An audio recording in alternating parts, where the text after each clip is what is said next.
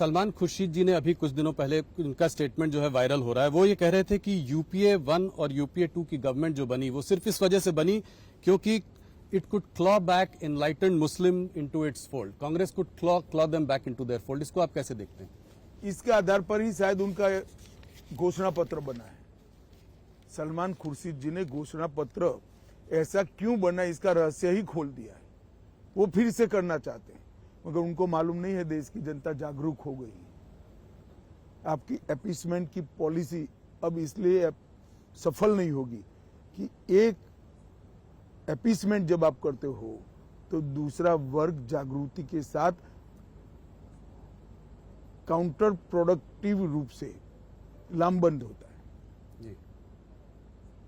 अब ये सफल नहीं होंगे। इधर बीच घुसपैठियों की बात हो रही है।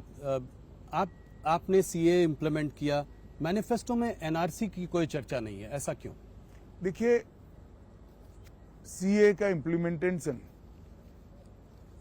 कोविड के कारण लेट हुआ है और हम मानते हैं कि पहले सीए को जमीन पर उतारना चाहिए।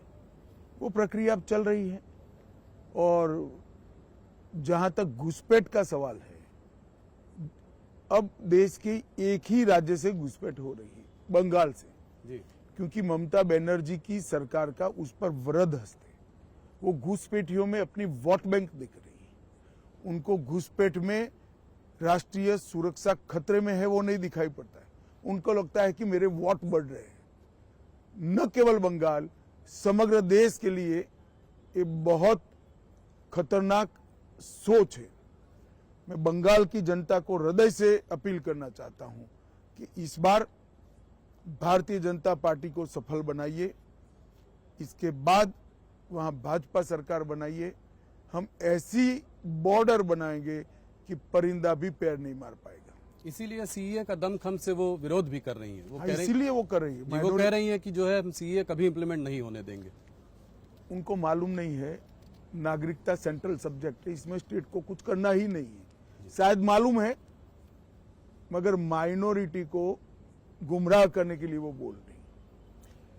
अमित जी, 22 जनवरी को राम मंदिर में प्राण प्रतिष्ठा हुई, ये आपका एक बहुत बड़ा वादा था जो आपने निभाया, मगर ऑपोजिशन ये कहती है कि आज इस चुनाव में आप राम के नाम पर वोट मांग रहे हैं। देखिए, राम के नाम पर तो वोट तब मिलता था जब मंदिर नहीं बना था और हम कहते थे हम बनाएंगे। हमने तो वोट लेने का कारण ही समाप्त कर दिया। ऑपोजिशन को चिंता इसलिए है और पूरा देश उनसे नाराज इसलिए है कि जब राम मंदिर बना, शांतिपूर्वक तरीके से बना, संवैधानिक रूप से बना और प्राण प्रतिष्ठा हो रही थी, इन्होंने प्राण प्रतिष्ठा का बहिष्कार किया।